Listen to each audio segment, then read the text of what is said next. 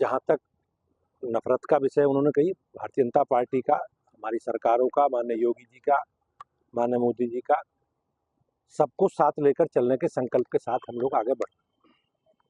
उन्होंने केवल कठमुल्ला बनाने वाले या मदरसों में पढ़ाई जाने वाली जो पढ़ाई है, जो शिक्षा है, उसके विषय में बोला है। आज प्राथमिकता मुल्ला मौलवी बनाने की नहीं है, आज इंजीनियर की है, डॉक्टर की है और ऐसे वैज्ञानिकों की है जो देश के लिए, समाज के लिए काम कर सकें।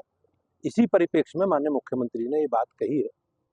हमारा संकल्प माननीय प्रधानमंत्री जी का सबका को साथ लेकर चलने का है। और आपने देखा होगा प्रधानमंत्री जी 140 करोड़ लोगों को एड्रेस करते हैं और सरकार की जो भी हमारी योजनाएं हैं उसमें कोई भेदभाव नहीं है।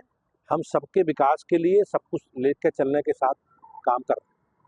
मथुरा वृंदावन में जो है संत लगातार मुस्लिमों को बैन करने की मांग कर रहे हैं। वहाँ की परिस्थिति है, उन परिस्थितियों के हिसाब से उन्होंने स्थानीय विषय पर कोई विषय आया होगा, मुझे उसकी जानकारी नहीं है, लेकिन मैं निश्चित रूप से कह सकता हूँ हम सब इसी देश के नागरिक हैं और हमें एक दूसरे की आस्था का, परंपरा का, विरासत का सब कुछ सम्मान करना।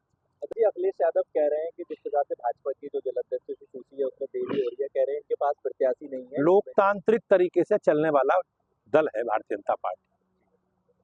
हम लोगों के लिए गर्व की बात है कि हमने लगभग पिछले 7-8 वर्षों में, 7-8 महीनों में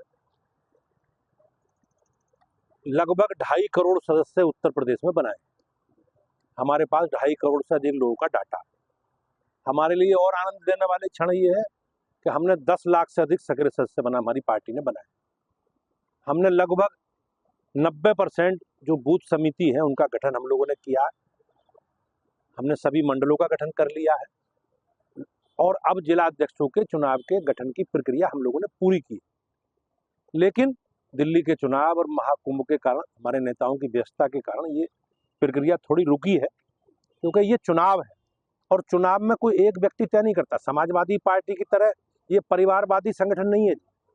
ये माननीय प्रधानमंत्री जी का जो सबका साथ, सबका विकास और सबका विश्वास और पार्टी का जो स्वरूप है सर्वव्यापी, सर्वस्पर्शी और सर्वग्राही, उसी आधार पर हम लोग आगे बढ़ रहे हैं।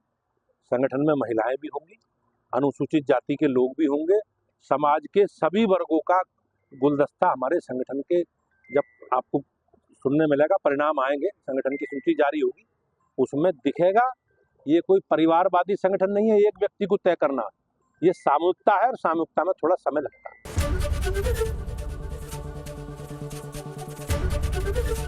एबीपी गंगा, खबर आपकी, जुबान आपकी।